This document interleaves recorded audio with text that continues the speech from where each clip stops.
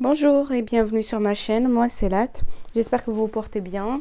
Aujourd'hui nous sommes le mercredi et comme tous les mercredis j'ai décidé de vous parler d'argent. Aujourd'hui ça va être une vidéo disons motivation.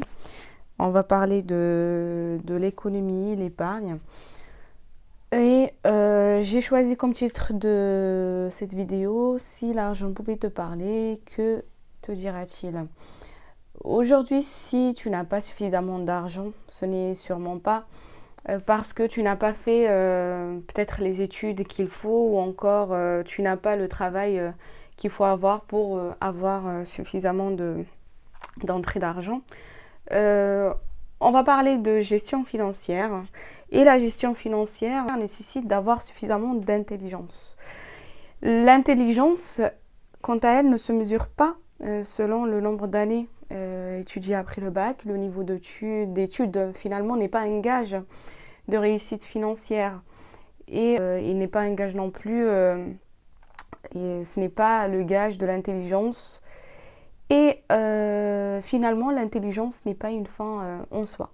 Vous avez sûrement autour de vous cette personne très diplômée, pour ne pas dire surdiplômée, qui a trouvé un poste de cadre. Elle a des revenus qui peuvent paraître, en tout cas en apparence, des revenus qui sont confortables. Or, cette personne peine à boucler ses fins de mois, tout comme vous, peut-être qui est au SMIC. Elle n'arrive pas à se mettre suffisamment d'économies de côté, elle n'arrive même pas à mettre 5 ou 10% de ses revenus de côté. Inversement, on peut avoir toujours autour de nous, dans notre entourage, cette personne qui n'a pas fait d'études, mais qui a une grande intelligence financière. Quant à cette dernière personne, elle arrive à s'enrichir avec, pourtant, comme je l'ai dit, des revenus relativement bas. Et le secret finalement pour cela réside en effet dans la façon dont cette dernière personne aborde son argent. Comment vous abordez en fait votre argent, comment vous l'utilisez, qu'est-ce que cet argent pourra vous dire pour mieux l'utiliser. Il faut noter que votre logique financière actuelle, aujourd'hui vous avez une logique financière, cette logique financière, elle est indépendante de votre éducation et de votre environnement depuis votre jeune âge. Si vous êtes né par exemple dans un environnement relativement stable financièrement, un environnement où vous n'avez pas à vous inquiéter de la façon dont sera réglée la facture d'électricité ou la facture d'eau à la fin du mois, un environnement où vous n'avez pas du tout entendu parler de gestion financière, les enveloppes ça n'existe pas, mon petit classeur n'existe pas, vous entendez tout simplement pas parler d'argent, de manquement, les factures sont... Vous avez l'impression que tout est gratuit et il n'y a pas de... Vous n'avez jamais eu de réflexion quant à la façon dont sont réglées les factures. Et à contrario, vous avez, dans un sens opposé, ces personnes qui ont évolué dans un environnement où le besoin est toujours à l'ordre du jour, où on n'arrête pas de se plaindre du manque d'argent pour payer les factures et ainsi de suite. Finalement, on ne peut pas aborder ce sujet juste d'un point de vue d'intelligence, car en théorie, nous ne pouvons pas estimer qu'une personne qui met suffisamment d'argent de côté est plus intelligente que celle qui ne le fait pas. Tout est question, encore une fois, d'expérience et de vécu. Nous sommes aujourd'hui le fruit de notre expérience dans la vie et finalement de notre vécu. Tout simplement, une personne qui est née en 1900 par exemple n'utilisera pas son argent de la même manière qu'une personne qui est née en 2001. Une personne qui vit dans un pays du tiers-monde a un regard totalement différent sur l'argent par rapport à une personne par exemple qui vit ici en Europe. En fait, les besoins ils sont différents, ils sont clairement différents. Notre rapport à l'argent est différent selon l'environnement aussi, donc géographique, au-delà de l'environnement social. Cette différence, elle est claire. On aborde finalement l'argent de façon, comme je l'ai dit, différent selon les environnements, ça c'est très clair. Une personne qui grandit dans le besoin ne comprendra jamais, par exemple, la personne qui a grandi dans le manque. Peut-être c'est même inutile à cet égard d'apporter un quelconque jugement sur l'une ou l'autre partie. Parce que les deux catégories, finalement, ils se comprendront jamais. Une a grandi dans la prospérité, donc pour elle, il est inutile d'économiser, il est inutile de mettre de côté. Et l'autre, elle a grandi dans le besoin, donc le moindre sou est important à ses yeux. Vous voyez, ce n'est pas parce qu'une personne que vous voyez aujourd'hui, elle économise mieux que vous n'allez pas dire « Attention, je ne généralise pas, hein. On peut très bien trouver des familles riches qui éduquent malgré tout leurs enfants sur la bonne utilisation d'argent. Ce n'est pas problématique, on ne généralise pas, mais en tout cas, je prends la tendance qui prime dans la société. Donc chacune en fait des catégories s'est habituée finalement à une méthode de gestion qui est totalement différente de l'autre.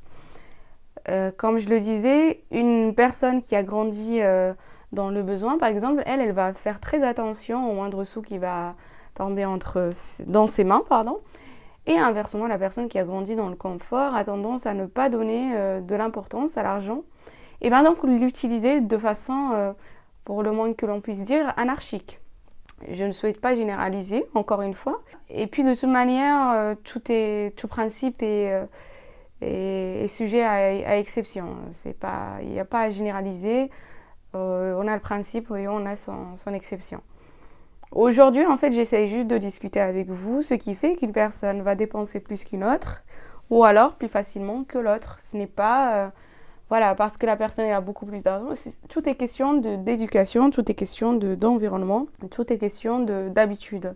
Et c'est très très difficile finalement de s'affranchir de ses habitudes, de s'affranchir de sa culture, de s'affranchir de son environnement pour adopter de nouvelles manières et de nouvelles habitudes quant à l'utilisation de son argent. Donc la personne qui dépense moins et qui devient à terme riche, c'est celle qui prend, en tout cas selon moi, ses décisions aujourd'hui en ayant en vue des objectifs et des projets bien précis.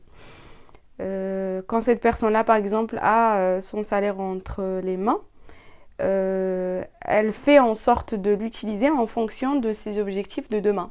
Qu'est-ce que elle va faire ?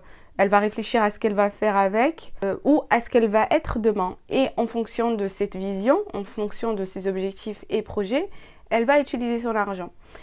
Pour revenir à ma thèse de tout à l'heure, une personne qui va grandir par exemple dans le besoin, elle, quand elle aura son salaire ou quand elle aura de l'argent, attention, hein, moi-même je suis aujourd'hui dans le besoin et si je suis là en train de budgétiser, etc., c'est parce que je suis dans le besoin, donc je fais en sorte d'améliorer mon avenir, d'avoir un avenir plus stable financièrement et donc j'agis aujourd'hui de sorte à avoir un avenir différent demain. Vous voyez ?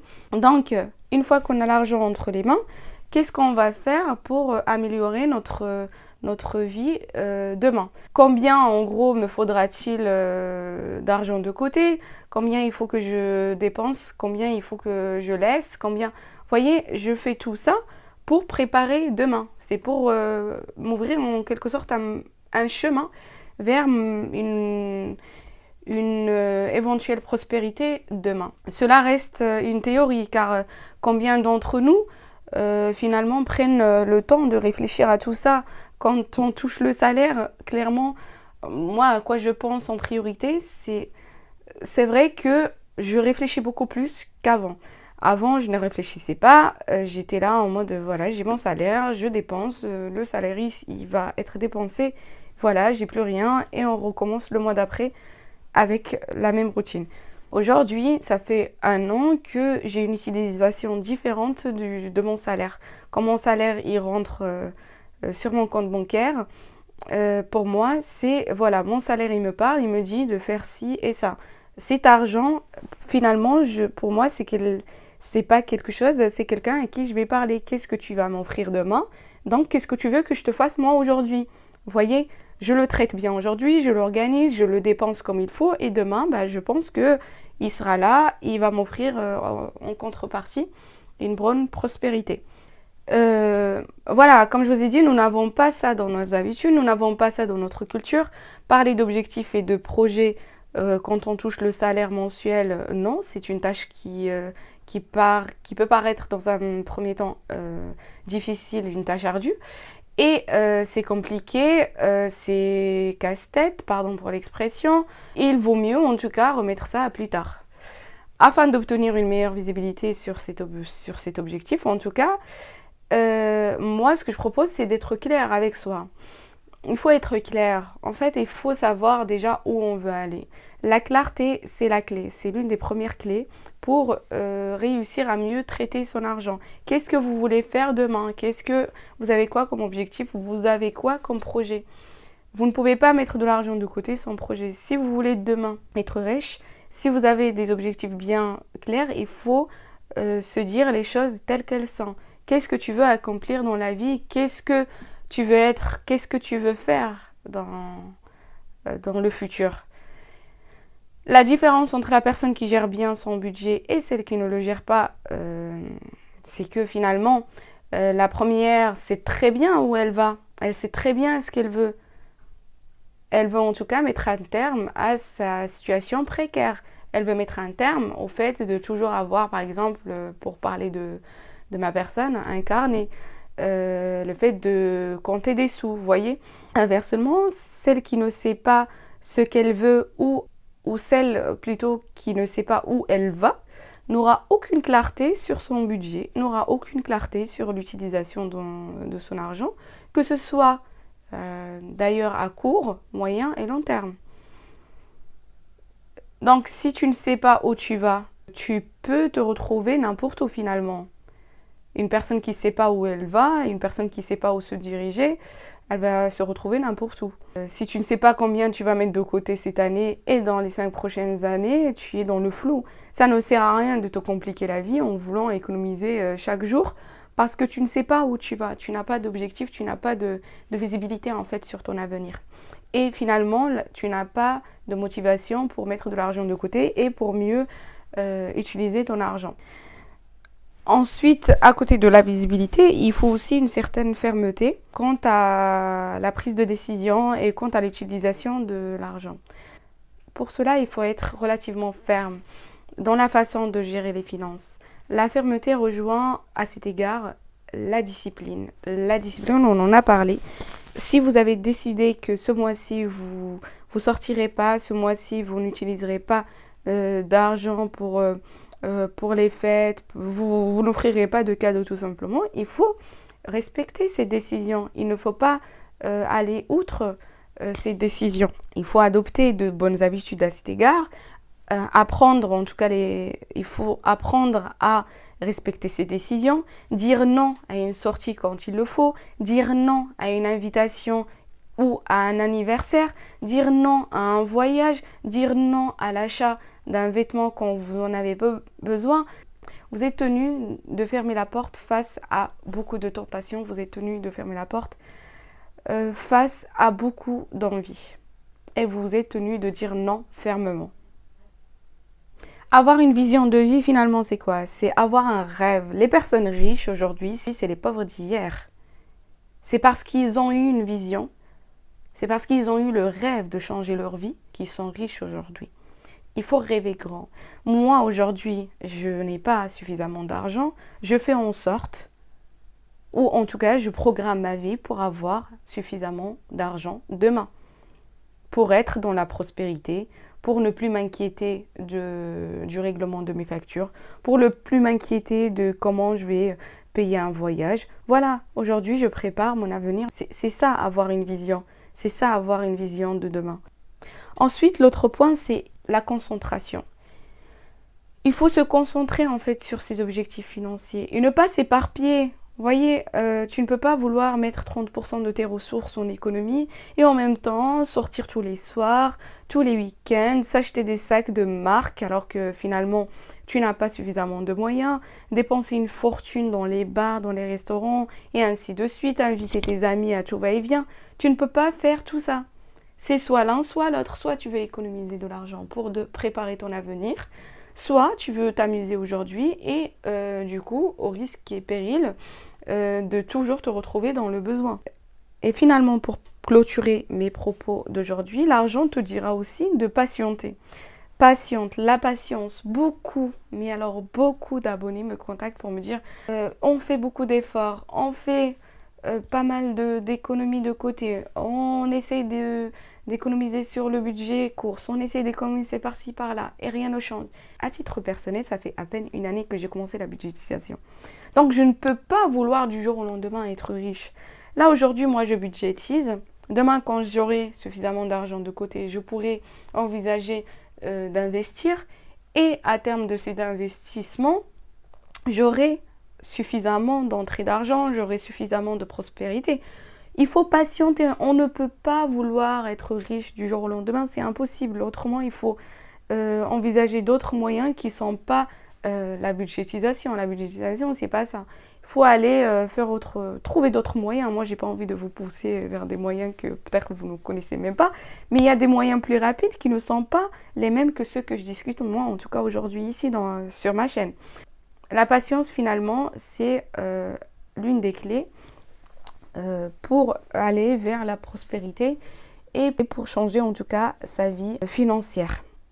Voilà, ce sont quelques points que j'ai voulu aborder avec vous. Qu'est-ce que l'argent a envie de vous dire? Moi, à titre personnel, l'argent me dira peut-être de ralentir sur mes sorties, de prendre un peu plus soin de lui parce que je travaille dur pour le gagner. Il me dira de patienter quand je veux l'utiliser, de bien réfléchir quand je veux l'utiliser. Il me dira également de bien agencer et de bien préparer son avenir. Dans quoi est-ce que j'envisage de le dépenser dans l'avenir? Ce sont plusieurs paroles que l'argent me dira. Fermeté, visibilité, concentration, patience, sagesse, discipline. Ce sont plusieurs choses que l'argent me dira. Et j'espère que vous, à votre tour, vous prendrez le temps de faire la liste de ce que votre argent vous dira parce que cette liste, elle est relative à chaque personne, elle est différente d'une personne à l'autre. C'est à vous de savoir comment vous utilisez votre argent, est-ce que vous l'utilisez d'une bonne manière ou d'une mauvaise manière et à partir de là, l'argent vous dira ce qu'il faut qu'il vous dise pour améliorer en tout cas votre avenir financier et mettre un terme à la mauvaise gestion de vos finances aujourd'hui. Je vais m'arrêter là aujourd'hui. Je vous remercie d'avoir suivi la vidéo jusqu'à présent. Prenez bien soin de vous, de votre santé. Prenez bien soin de vos proches. Et puis surtout, prenez bien soin de votre argent.